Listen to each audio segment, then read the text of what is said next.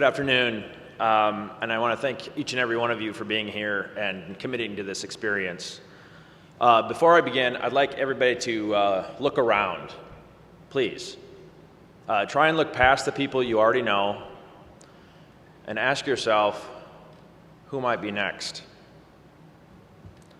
It's a morbid thought, and I'm truly sorry to ask you to do that.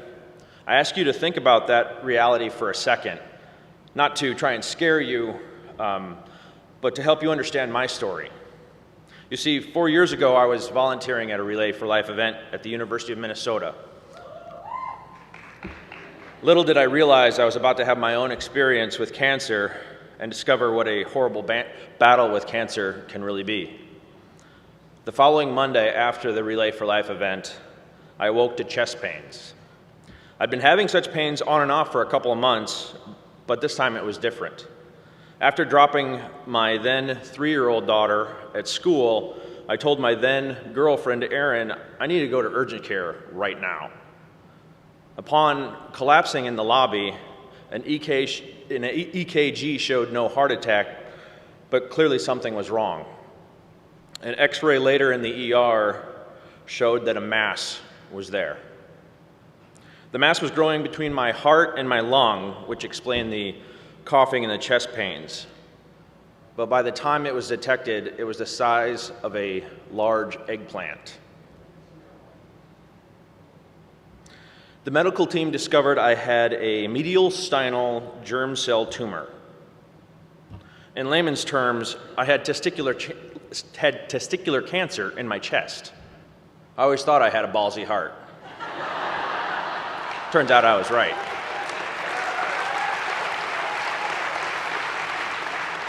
It's the same cancer that Lance Armstrong had, but if you can call it luck, instead of being in several places in my body like his, mine decided to stick together and have one big party in my chest. Woohoo! Over the next 5 months, I would go through 4 rounds of chemotherapy and 1 partial sternoctomy, like big chest surgery, to remove whatever cancer might be left after the chemo. At that point, I thought it'd be enough. I was confident I would beat this thing. I figured, hey, I'm young, I'm strong, I'm healthy. If anyone can do this, it's me. One positive you can draw from cancer, I guess, is that it cuts out the gray in your life. You know what you want, and you know what you don't want. Well, I realized I wanted Erin.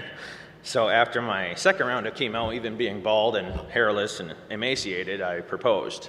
She said yes.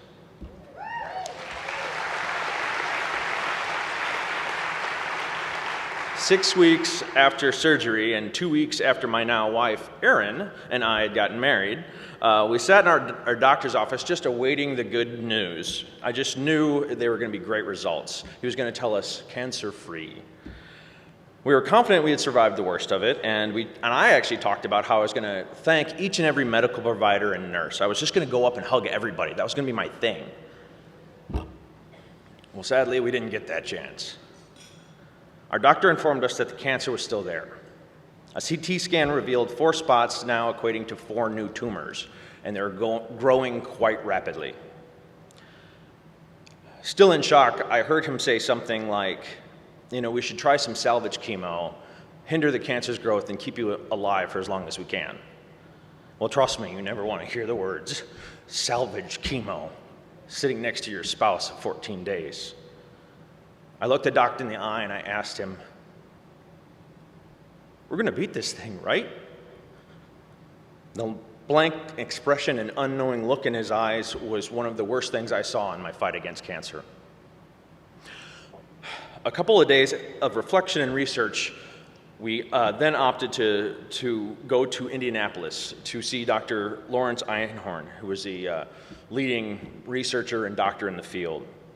We learned about a relatively new procedure done in New York City that involved a triple stem cell transplant and a lot of chemo. This offered us a 20% chance of survival. Not great odds, but they were the best chance we had. Just before Thanksgiving in 2011, we left our home for what would become a 4-month stay in New York. Now, living in New York City is no easy feat. The cost of living alone is something we had no idea if we could manage. If you think, Dallas rent might be pricey, you should look into Midtown Manhattan. Without affordable housing, we knew this treatment would be beyond our financial reach.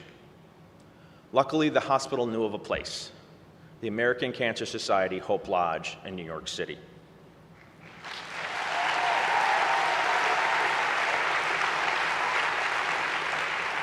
For free.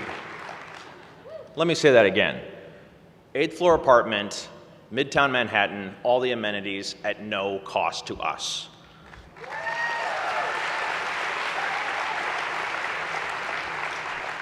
The Hope Lodge not only provided amazing lodging, but regularly offered meals, events, various alternative treatments, such as massage and Reiki and other things to supplement my comfort while I was going through treatment. We met people from around the world going through the same types of things. We bonded, there was community. We were aided by so many wonderful staff and volunteers. It was amazing. The Hope Lodge offered us a place of respite and comfort in an overwhelming city. At an overwhelming time, it was truly life-saving. Our fight over the next 4 months of treatment were grueling. It tested our spirit, our strength, and our fortitude. Many times I longed for home. Many times I cried, wishing to see my family, longing to see my 4-year-old daughter. The treatment left me emaciated, hairless, and with a hearing loss, for which I now wear hearing aids. But we made it.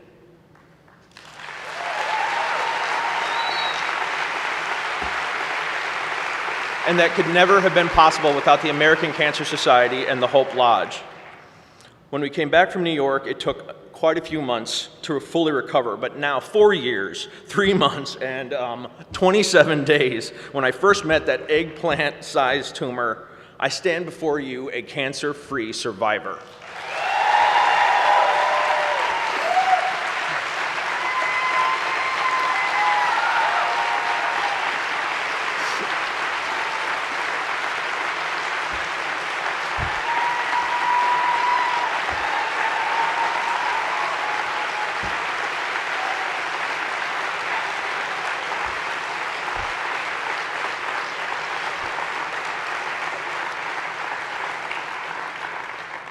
Cancer took a lot from me.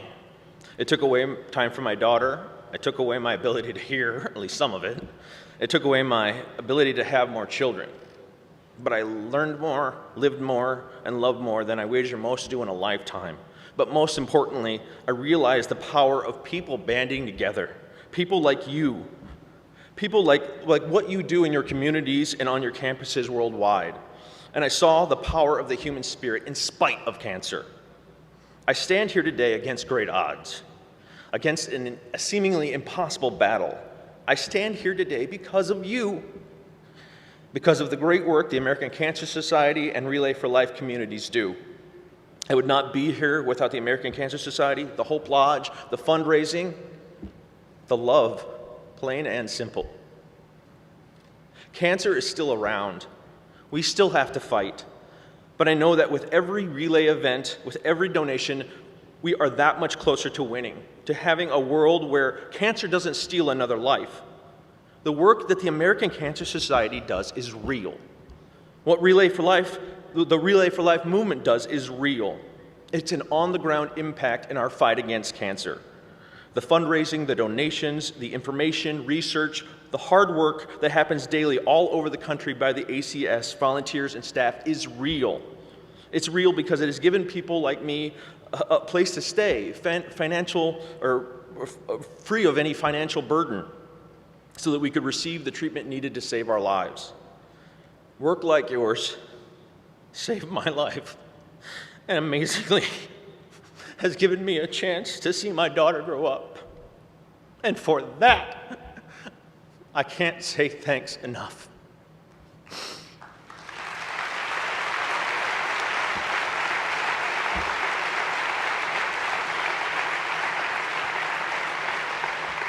And speaking of thanks, the Hope Lodge wasn't just important for me, but my entire family.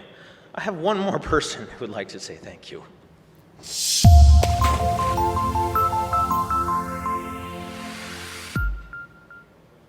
My name is Gabby, and I was 4 when my dad got cancer. I was scared because I was worried that my dad won't make it, but he did. Thank you for giving my dad a home at the Hope Lodge.